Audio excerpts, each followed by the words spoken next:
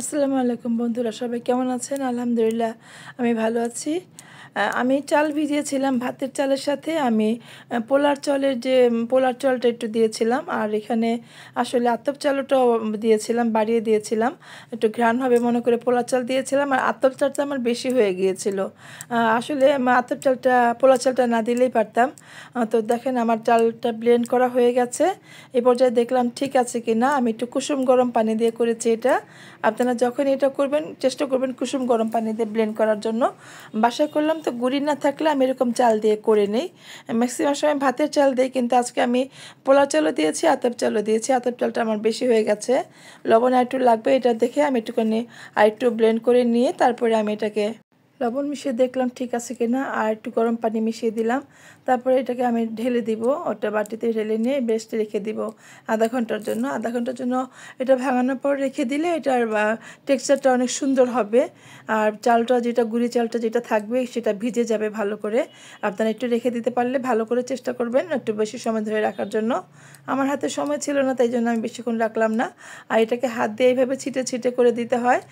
যদি অনেকে ছোট ছোট বোতলের মুখ কেটে তারপর যদি করেন সেটাও হয়, কিন্তু হাত দিয়ে করলেও আমি ওইভাবে ট্রাই করেছিলাম, সময় লাগে আর ভালো লাগে না। আর হাত দিয়ে করলেই ভালো হয় মূলত। আসলে আমরা তো ছোটোবেলায় দেখেছি নানি মাকে হাত দিয়ে করার জন্য, আর গ্রাম বাংলায় ম্যাক্সিমাম মানুষ এটা হাত দিয়েই করে। এখন অনেকে প্রযুক্তি বের করেছে বোতল ছিদ্র করে, কিন্তু ওইটা হচ্ছে হাত দিয়ে করলেই ভালো হয়। আমি যেটা দেখলাম যে প্যাচটা সুন্দর হয়। আমার মোটামুটি একটা হয়ে গেছে, আর একটু ঢেকে দেওয়ার চেষ্টা করবেন। ঢেকে দিলে পিঠাটা ভালো করে সিদ্ধ হয়। আর পিঠা তো আর পরে রান্না করা হয় না, একবারই রান্না করা হয়, যার জন্য একটু ঢেকে দিলে গুঁড়িটা ভালো করে সিদ্ধ হয়। আপনার চেষ্টা করবেন ঢেকে দেওয়ার জন্য। আমি দুইটা এরকম খোলা চুলায় করেছি, খোলা চুলায় হয়ে যায়, কিন্তু আমি দেখলাম সিদ্ধ করে করলে এটা বেশি টেস্টি হয়, একদম সফট হয়। তো যেভাবে করলে ভালো হয়, যেটা করে ভুল হয়েছিল সেটাও বললাম, যেটা করলে ভালো হয় সেটাও বলেছি আপনাদের সাথে।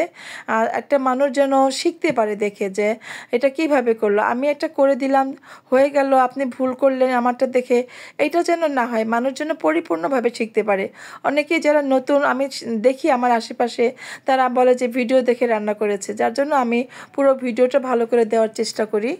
তো এটা ভর্তা দিয়ে খেতেও ভালো লাগবে, মাংস দিয়ে খেতেও ভালো লাগবে, যেভাবে ইচ্ছে খেতে পারেন। আমার মনটা আজকে ভালো নেই, আমি আসলে সেজন্য কিছু করে দেখাতে পারলাম না, সরি। আপনারা মাংস দিয়েও খাবেন, ভর্তা দিয়েও খাবেন। আমার মূল রেসিপিটা যেটুকু দেখানোর, যেটুকু করার সেটুকু করতে পেরেছি। পুরো রেসিপিটা আমি সবসময় দেখানোর চেষ্টা করি, কিন্তু আমাদের কোনো এক আত্মীয় মারা গেছে, যার জন্য আমি আর পুরো রেসিপিটা করতে পারলাম না।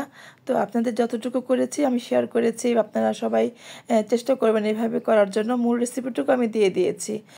সবার জন্য অনেক দোয়া রইল। দেখা হবে নতুন কোনো রেসিপি নিয়ে, সে পর্যন্ত আল্লাহ হাফেজ।